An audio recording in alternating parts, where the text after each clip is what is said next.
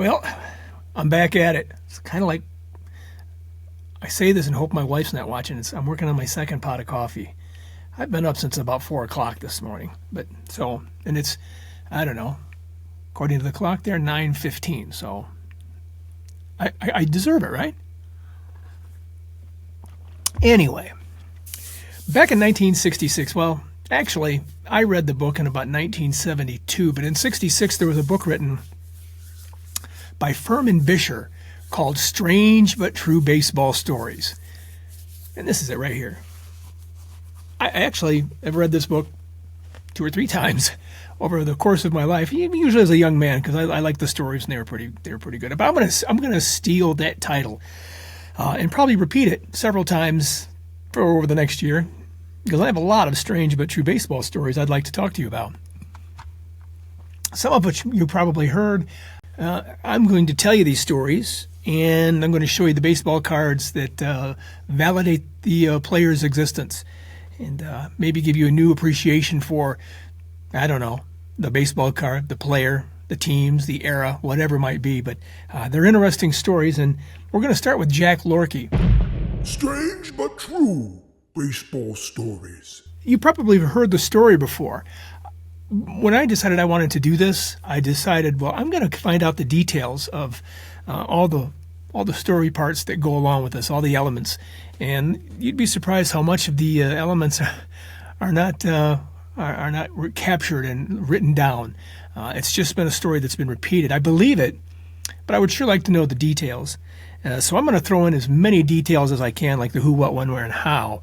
He had just an amazing odyssey in his life, in his personal life and his professional life. All the stories were like just forged in, fire and fate. His nickname was Lucky Lorky, and he didn't like being called that.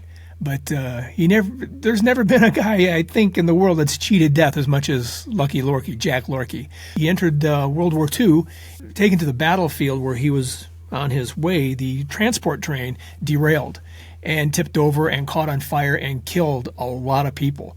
And Lorky was able to crawl out from under it unscathed.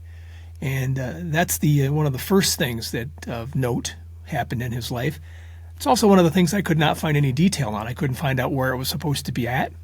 I wasn't able to find the amount of people that were perished in that crash, but and that's what the story says, and so I'm repeating that. When he was sent to Europe, he was a member of the 35th Infantry, and he landed in Normandy.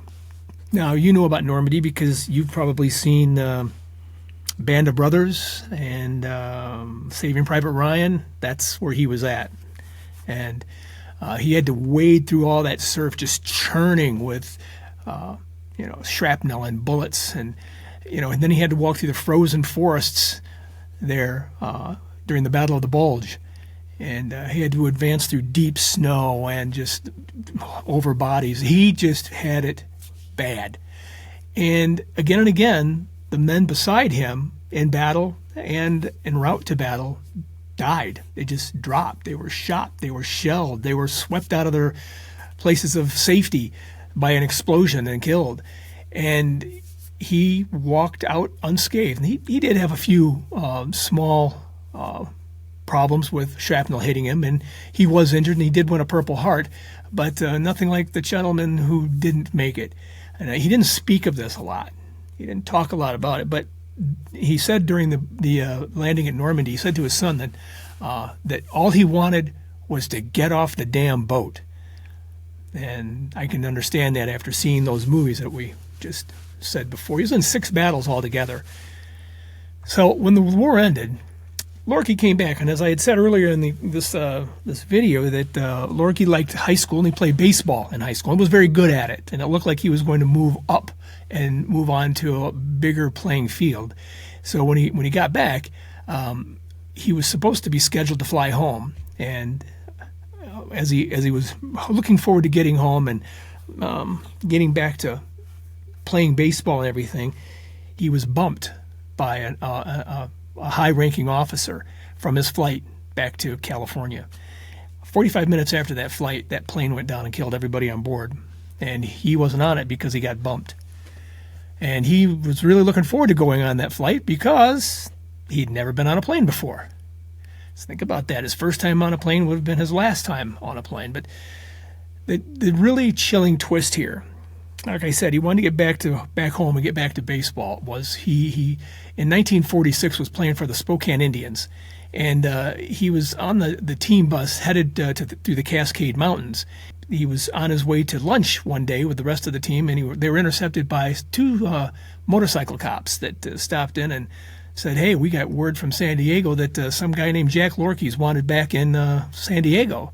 He was excited. Here in Ellensburg, Washington, he had a choice. They gave him a choice: either stay on the bus and go on to Spokane, or get back to San Diego and get back on the team. Well, he wanted to get back to playing.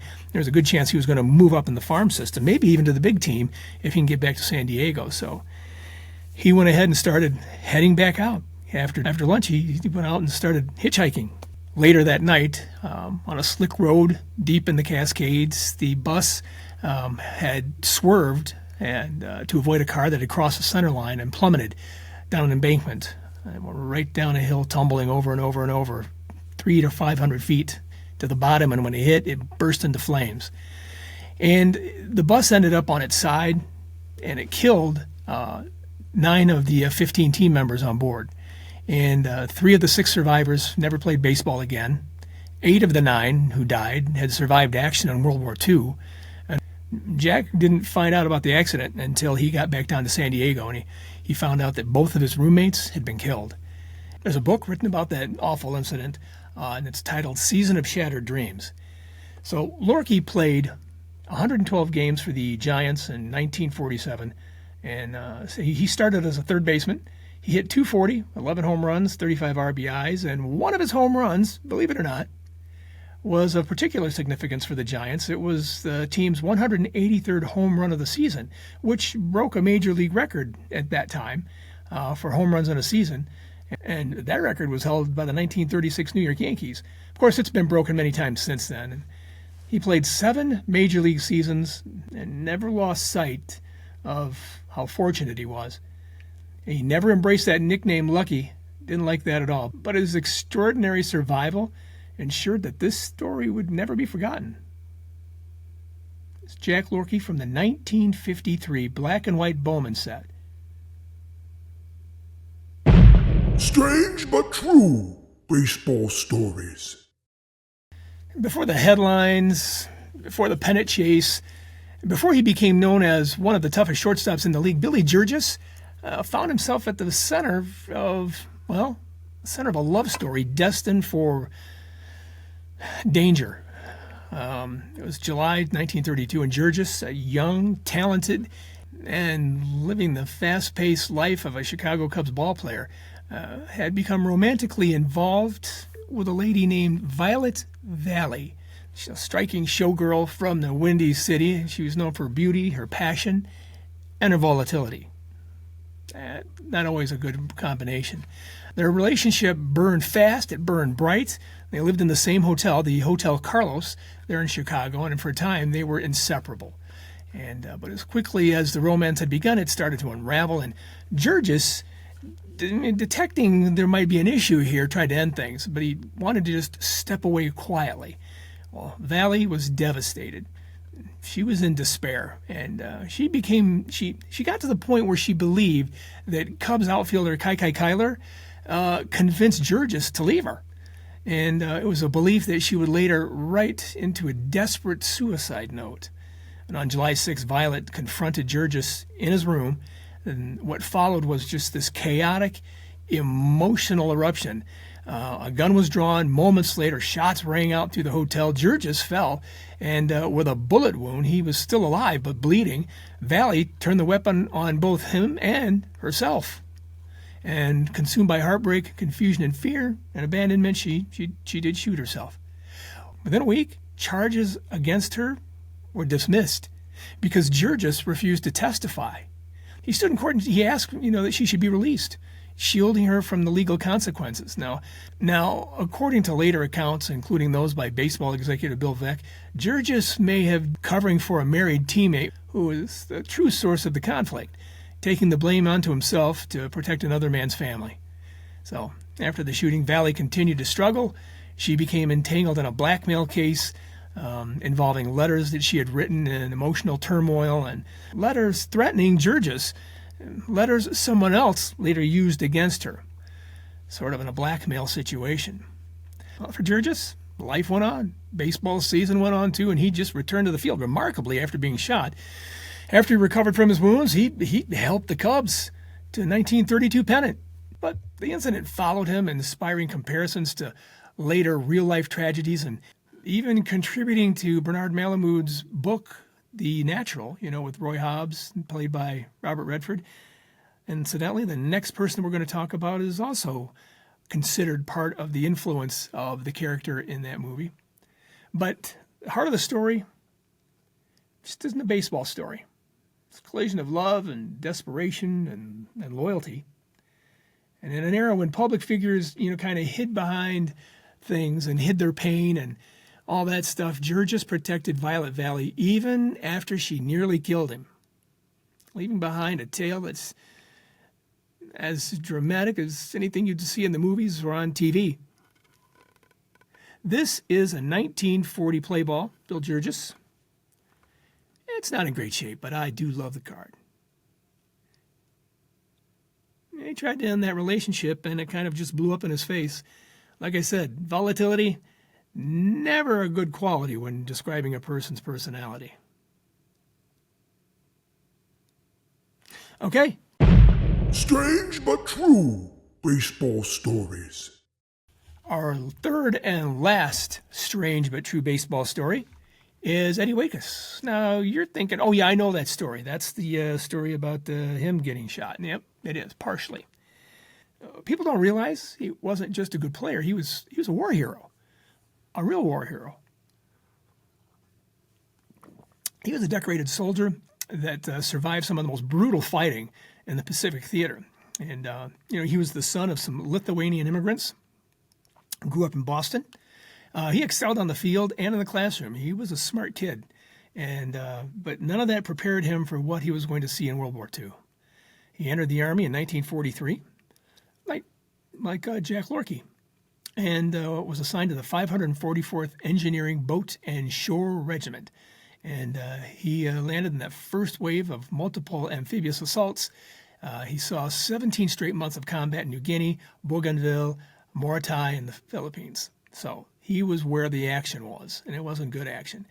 And beach landings were where most of the casualties occurred. You're just coming up wide open, and you're getting shot at. So some of the landings that he was involved in were really, really quite dramatic. Open gunfire, machine gun fire, bombs, just everything. And he was involved in something called Operation Cartwheel.